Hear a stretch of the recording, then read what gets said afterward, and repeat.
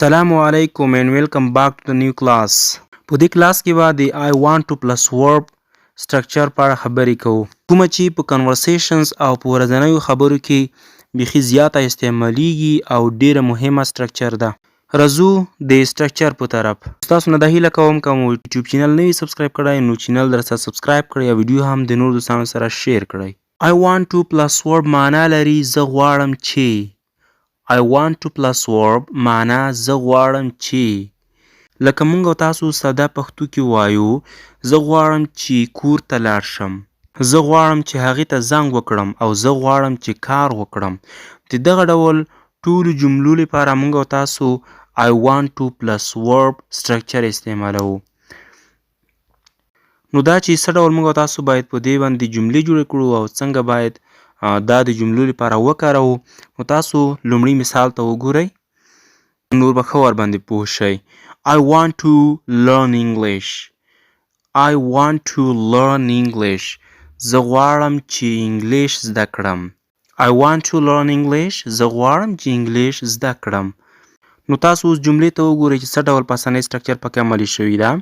لومړی تاسو په سټرکچر ته ګورئ. سټرکچر کې I راغلی دی، لاندې په جمله کې هم I راغلی دی او په سټرکچر کې بیا want to راغلی نو لاندې هم په جمله کې want to دی. له هغې وروسته سټرکچر کې verb دی نو لاندې په جمله کې هم verb دی او بیا کمپلیمنټ جمله پوره کول کیږي. I want to learn English. زه غواړم انګلیش زده کړم یا انګلیسي زده کړم. همدا قسم تاسو دوهمې جملې ته هم وګورئ. I want to go home.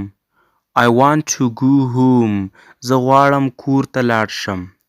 I want to go home. زه غواړم کور ته لاړ شم. تاسو خپله غور ورته وکړئ. دغه جمله بالکل د په اسانۍ سټرکچر په مرسته او د هغې په واسطه جوړه شوې ده. نو له دغو جملو څخه معلومیږي چې I want to موږ او تاسو هغه وخت استعمالوو کله چې د یو کار هیله لرئ. نو دغه جملو ته ورته تاسو کولی شئ چې نوره مهمې جملې هم ورباندې جوړې کړئ. راځم دې خبرې ته چې لکه څه ډول چې I want to باندې مثبتې جملې جوړیږي نو همدا قسم ته په I want to باندې منفي جملې هم جوړول کیږي چې په هغې کې بیا د یو کار د نه غوښتلو لپاره استعمالول کیږي. لکه پښتو ژبه کې موږ او تاسو وایو زه نه غواړم چې لاړ شم، زه نه غواړم چې کار وکړم او همدا قسم نور د دغه ډول جملو لپاره موږ او تاسو بیا له منفي سټرکچر څخه کار اخلو. لکه په لاندې ډول تاسو یې لومړی سټرکچر ته وګورئ.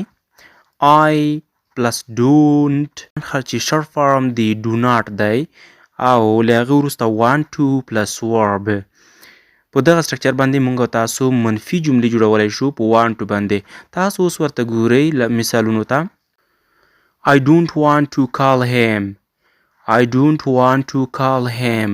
زه نه غواړم چې هغې ته زنګ وکړم. I don't want to call him. زه نه غواړم چې هغوی ته زنګ وکړم. نو دغه جمله بالکل د په اسانۍ سټرکچر په مرسته جوړه شوې ده. تاسو کولی شئ چې په اسانۍ سټرکچر خپله پکې عملي کړئ. بله جمله تاسو ګورئ. I don't want to stay here. I don't want to stay here. زه نه غواړم چې دلته پاتې شم. I don't want to stay here. زه نه غواړم چې دلته پاتې شم. نو دغه جمله هم د په اسانۍ سټرکچر په مرسته جوړه شوې ده. که بیا هم تاسو نه ورباندې پوهېږئ نو تاسو ورته وګورئ. بله جمله I don't want to come again. I don't want to come again. زه نه غواړم چې واپس راشم یا یو ځل بیا راشم. I don't want to come again. زه نه غواړم چې واپس یو ځل بیا راشم. نو درته معلومه شوه چې I want to plus verb چې د هغه وخت موږ او تاسو استعمالوو کوم وخت کې چې یو څوک خپله هیله څرګندوي، خپله غوښتنه څرګندوي چې زه غواړم دا کار وکړم او یا دا کار ونه کړم. او د I want to معنا مې هم درته وکړه چې I want to معنا زه غواړم چې لکه سره چې موږ تاسو ساده پښتو کې وایو چې زه غواړم چې نو همدا قسم د موږ تاسو انګلیسي ژبه کې I want to استعمالوو. او یا I don't want to. I don't want to معنا زه نه غواړم چې. I don't want to زه نه غواړم چې او له چې څخه وروسته تاسو خپل هغه کار ورچولی شئ چې دا کار وکړم او یا دا کار ونه کړم. او بل تاسو دې خبرې ته هم پام وي چې دلته په سټرکچر کې فقط I سبجیکټ استعمال شوی دی. تاسو کولی شئ چې یوازې I نه بلکې دغه د زیاتو سبجیکټونو او یا سبجیکټ پروناونس لپاره وکاروئ. لکه ما دلته مثال کې جوړ کړی دی I don't want to stay here.